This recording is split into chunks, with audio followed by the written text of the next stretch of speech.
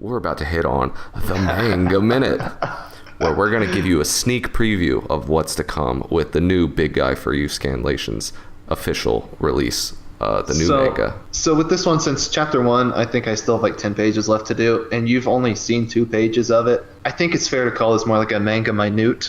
Manga microsecond. You hear that, guys? Look at this clever guy over here, Tom. That's cheeky. You cheeky. All right. Doing that wordplay. All right, get out of here. So yeah, this one is called Tsurugi no Nai, which is like, I don't know how you would translate that. Titles are tough, man. It's like translates to thoughts in space. I guess you could say like without a sword or something like that. Which is Swordless. Yeah, that's all right. It's there's like some like English title that is nothing like the translation, but it's like on like the page right before the credits page, or excuse me, right before the table of contents. It's kind of like a splash page kind of thing, and I think it says "brave without a holy sword." So I know what's the transliterated thing then? Well, no, that's in English straight up. So what's the title mean? I mean, without a sword is how I would say, like Tsurugi no Nai. I don't know that. Yeah, that no is like close. A possessive particle. Yeah, I guess. Except it. So brave, I'm pretty sure is from Yusha, which is like hero, which is how I'm translating it in the. I'm not using the term brave. I'm using the word hero, and then holy sword. Yeah, it's Seiken. That's holy sword. So now that checks out. I know you're super principled. Is there a way you could work in sword girl into the title? No. like because hero without a sword is like, okay, yeah, that's a shonen manga, but we really want to emphasize the fact that there's a cute girls in it. When people see the title, it will be written as Tsurugi no Nai. It won't say hero or sword or anything in there. So I mean, it'll just be like any other incomprehensible Japanese thing. Yeah, and I guess we'll talk about that then, because you kind of touched on it. It's so the basic main character is kind of like there's like 7 siblings, and they're all descendants of like a brave hero of legend or whatever. King Arthur, and Saber.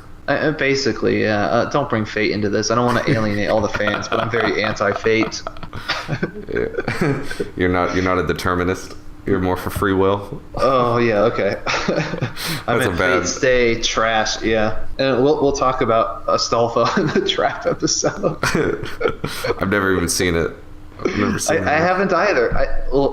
Astolfo wasn't in the seasons that I watched. I watched 0 and something else. I watched the very original before the reboot. Oh, interesting. It's before my time. So it's those 7 siblings. They're all descendants of the hero, and one of them will have to like pull the sword from the stone, basically, and then they become the new hero to defeat the slumbering demon lord. You know, very basic kind of generic fantasy story. Basically, the plot of Digimon. No, not at all. I mean, you got the 7. That's correct. But and the main character, his name is Quiche. They're all named after like food and stuff. It's weird. But he's like a real loser of the 7 siblings. Like he's like not the runt, but like if physically he's not the runt, but he's like the brain. He's a dud. He's like a dropout, whatever kind of thing. He's the what's the word? Popuko, what was it? No, Ponkotsu. I know.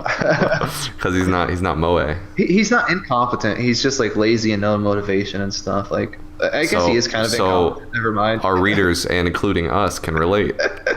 Yeah, it's a very easily self-insertable character, but he harbors great potential. Oh, like we do. We all do.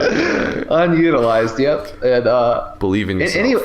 Anyway, it turns out pretty quickly, like 10 pages in or fewer, the holy sword isn't in a stone. It's stabbed inside a girl's head. So like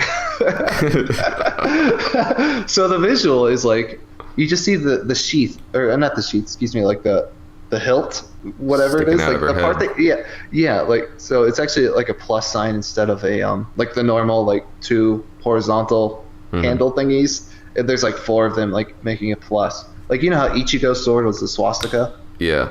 It was like a 4-dimensional swastika. That's cool. Yeah, it's like a plus instead of a swastika, and it's just like sticking out of her head.